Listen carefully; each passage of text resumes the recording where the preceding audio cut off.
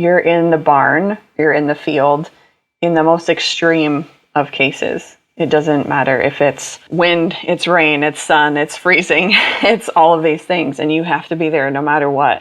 There aren't snow days on farms. Welcome to Who's Missing, a podcast that gets you thinking about who's missing from your world, at work and in life. Today we're talking to Sarah Littlefield. She's a dairy farmer and the executive director of the Maine Dairy and Nutrition Council. That's the state of Maine. I met Sarah during the pandemic through my leadership development work at the Collective Academy, and our interaction never left my mind. I don't know about you, but while I love animals and I've even worked at a zoo, I had never met a female dairy farmer before, or maybe even a dairy farmer, period. So this was a real treat for me. She joins us today to discuss her decades-long love of cows. It's true, her life on a farm, and how there's no such thing as a quote-unquote half-hearted farmer. When I think of Sarah, the word that comes to mind is passion. And on that note, I am Emily Drake, and this is Who's Missing.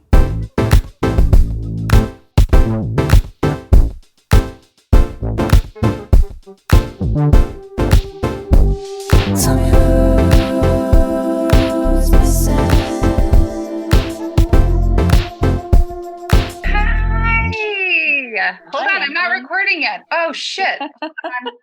Don't say anything. That's okay. The Zoom is getting it, I'm sure. Sarah, hi. Hi. I don't know why I feel, I know why I feel such deep affection for you, because I just spent some time with you and Christina talking. I remember our conversation so well, and it's less about what you said, and it's more about who you are. I think that made such an impression. And now I know a little bit more about you. I sort of want to start with, can you tell me about what the 10-year-old Sarah was like? Because you gave me a couple things to think about this. Here's how I imagine you, and correct me if I'm wrong. Inquisitive, curious, maybe a little precocious, determined, ambitious, and all about cows. Did I get it? I think if you asked my mom, maybe that's what she would say.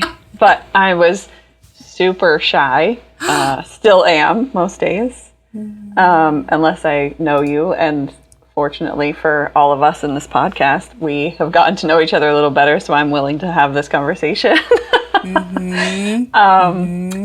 But yeah, all about cows. Actually, 10 years old is a pivotal thing. At 10 years old, you can show your first livestock in 4-H. So I got to have my first cow when I turned 10 years old. So pivotal moment for sure. What makes a great farm? There's a lot, let me tell you, people who are listening, sure, they might be farmers, identify as farmers as part of who they are. I hope so. There's a lot of conversation about, I'll just put it this way, what makes somewhere a great place to work, and a lot of interest in culture and creating culture. Do you think there's similarities between that and what makes a great farm, or what would be different? From my perspective of knowing as much as I do about farms, I would value a farm as great by being amazing stewards to their animals, and their land would be the highest on my list. Being progressive and interested in innovating their business and their management practices and their strategies would be probably number 2 on my list. Most of the dairy farms in the country are family businesses, right? There's very few that are not a family business. And even in the unusual instance that something isn't a family business, there's probably a family behind it that's operating it, managing it. So I think that there's just so much unique about that, working with your family, that can make someplace great. Often when you talk to a farmer, they're not going to say, I own a farm. They're going to tell you they are a farmer, and that is their lifestyle, and everything about how their life goes revolves around the farm. when I think about thematically, I think about you and I think about, who you are. What comes up for me for sure is farming, but I also think it's like choosing passion over what would be sort of the antithesis of passion? Maybe practicality? I don't know. But this doesn't seem like anything you've made happen. It feels like you're listening and you're working and you're like making sure it aligns with who you are versus like this makes sense, and so I'm going to go do it. Did I get that right or is that wrong, do you think? And correct me, please. I don't know. I kind of feel like both things are right, honestly, Great. right? I love a both. Good. I think that you have to have the passion to get there in the first place, the purpose to be there every day. I mean, you have to have both. You're not going to meet a half-hearted farmer. There isn't one out there, I don't think. It doesn't matter what part of agriculture you're in. You're all the way in it. And maybe you find what is your passion within it. So, for example, if you're on the farm, maybe you're really interested in tractors and mechanical things and you're good at that. And maybe that's what makes you get up every day and go to the barn. Maybe it's calves. Some people can be super agitated by calves because they are babies and not everybody's cut out to take care of them, right? But the people that are so passionate about calves and their health and their care. And then there are people who have to do all of those things in a day, focus on all of those things, but maybe one of those things is what makes them get up every day. I think particularly this piece about commitment and being really committed. What comes up for you around that? I just think that as a consumer, not understanding or recognizing that commitment and that passion that goes into what has to happen every day. You're in the barn, you're in the field, in the most extreme of cases. It doesn't matter if it's wind, it's rain, it's sun, it's freezing, it's all of these things, and you have to be there no matter what. There aren't snow days on farms, and every farmer is human, so maybe you don't show up the best every single day, but you have to show up and you have to take care of everything, and nothing can go left undone. There's such a desire for community, and I'm mindful of your experience in March of 2020 and how that might be different from someone who was commuting to a high-rise in 2020. And I'm also mindful of, regardless of who I'm talking to, the belief that anyone does anything sort of in isolation is like a crock of shit, like we all need each other. It occurs to me, let me know true or false, or like how this lands for you. Like farmers are truly connected in a community way by virtue of their work. Yes. They are their own community, that they rely on each other. If there is a neighbor farm in crisis, the other neighbors will be the first ones to be at their aid, to be there to assist. But also that extends into the greater community of everyone around them. So yeah. People I talk to, I can think of one gentleman in particular who there is a romance that I think a lot of people tapped into who did live in a small space next to someone else. That was like, I just want to be a farmer. Like there was like this whole, right? We all had our own experience, but there's one guy who's like, I'm laughing because it's knowing him. Well, he could do it for sure. Like he wants to open a Christmas tree farm, right? Like, and there's all this return to, like that we're mammals and we stand upright and we're best when we walk and like all these things, right? And so I guess the other thing that comes to mind too is your family business. And I know, being partnered and like having a blended family experience, there's conflict everywhere. And I'm sort of on a mission to like destigmatize conflict. Like if you're trying to avoid it, like let's just get curious about why, because it's not bad. You can repair it, right? Yeah, you can. You definitely can repair it. It's just, I know conflict's hard, right? So we tend to try to avoid things that are hard. And I think too, like conflict can be so passionate. Like you are so Sure. So I mean, I guess for me, so often my conflict is internal. It's I'm conflicted between, am I giving enough to my family and am I giving enough to my work? It also can make me feel like there is a conflict that isn't actually there. Sarah Littlefield's choice for this week's Spotlight is, ta-da, her own organization, and why not? The Maine Dairy and Nutrition Council. They work to bring the story of dairy to Mainers. Did you know people from Maine are called Mainers? I just learned that. The story of dairy includes its nutritional benefits, how to use it in the kitchen, the farmers and their practices, the land they conserve, and of course, the cows we all love so much, right? Who doesn't love cows now? Visit them at www.drinkmainmilk.org to learn more. And that's Maine. I know, I probably don't have to spell it, but I will. Maine. And now, back to the show. Okay, commitment it keeps coming up. Well, you said it, so now I it's... did. Yeah. I did. Now I'm like latched onto it. Here's around commitment then, right? There's a number of people that I work with that, for better or for worse, feel stuck.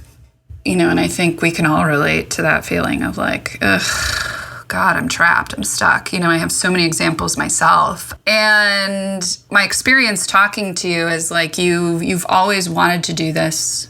You're doing it now. What happens when you feel doubt, and have you felt doubt along this way? Because I realize the commitment needs to be there, but I don't think it's fair to say, and correct me if I'm wrong, like if you're committed, there's no doubt. There's doubt. Hey everybody, did you hear that?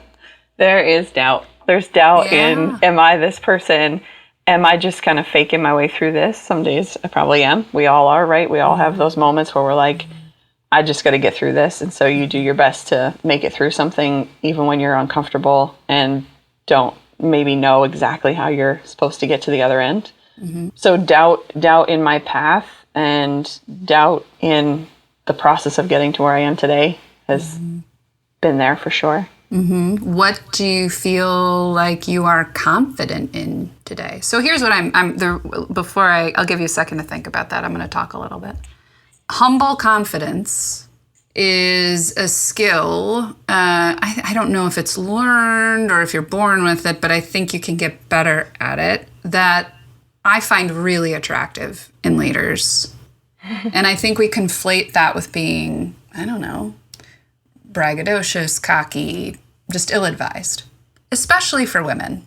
I was in a room with a number of leaders, let's just say 20, a couple weeks ago, and I asked them, what are you great at? And it was such an interesting conversation because there was a pause, and there was some stuttering. Then there was this realization that they hadn't thought about it. And it made me a little sad because I relate, obviously, but if we don't know what we're great at, like we have to know, like that's our responsibility. I'm gonna go a step further and say, like, we already know what we're not great at. Like, we're painfully aware of that. Anything coming up as I say that? Anything else you want to add?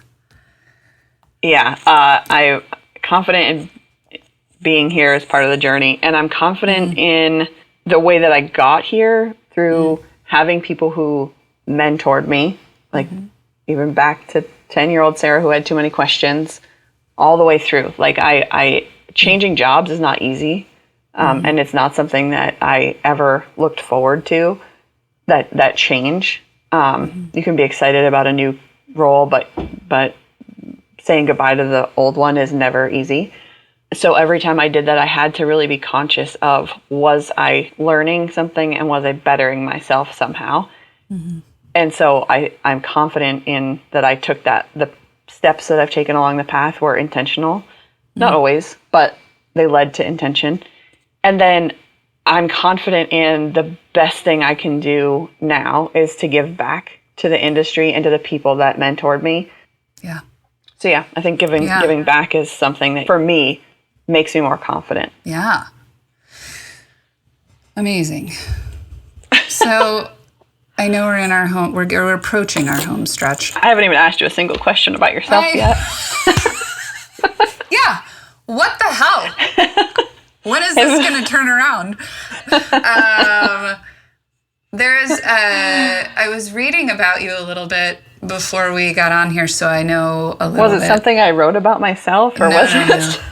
It's something you said. It's going to come back and bite you in the ass right now. No. Great. Ride the carousel. I love simplicity because, like you, the internal conflicts, I can make things really complicated. Life is complicated. It's all ride the carousel. This is a statement you have in your family that it sounds like brings you back to center, right? And like, yes, yeah. I think it's me. I say it. You say it. Yeah. Tell us about it. I just mean it to not miss out on an opportunity, because I, again, being that shy person, I can often be like, no, I'm not going to make myself stick out anymore. Something no listener is going to know listening to a podcast that's never met me before is I am well over 6 feet tall. And I am very conscious of that. And I feel so often that I'm like, oh, there's that tall girl again. So I just tend to, certainly when I was younger, I would just say, I'm not going to take that opportunity. For whatever my excuse would be. And the ride the carousel really came from having a child of my own, my daughter, and saying like, there's a carousel. Like, it doesn't matter how old you are. It doesn't matter. Get on the carousel, have a little fun, take the opportunity. I could keep talking. You want to keep talking? I mean, yes. The answer is yes. I do want to keep talking. But we have to end. Thank you. This was so fun. From one 6-footer to another, like, gotta stick together. And thank you for, stepping out of your comfort zone to just claim some space and like be yourself. Thank you for asking me, inviting me. As always, thank you so much for listening to Who's Missing. If you like this podcast, please subscribe and leave us a review. It only takes a few seconds and truly makes a huge difference. And if you want to hear from us more than just once a week, you can follow us on Instagram or check out our website where you can subscribe to our newsletter, read about our guests, check out a bunch of awesome resources, or send us a message if you have questions or comments. Feedback is welcome. Sounds great, right? Yeah, join us. What are you waiting for? Visit us at www.who'smissingpodcast.com or on IG at Who's Missing Podcast. Talk to you soon.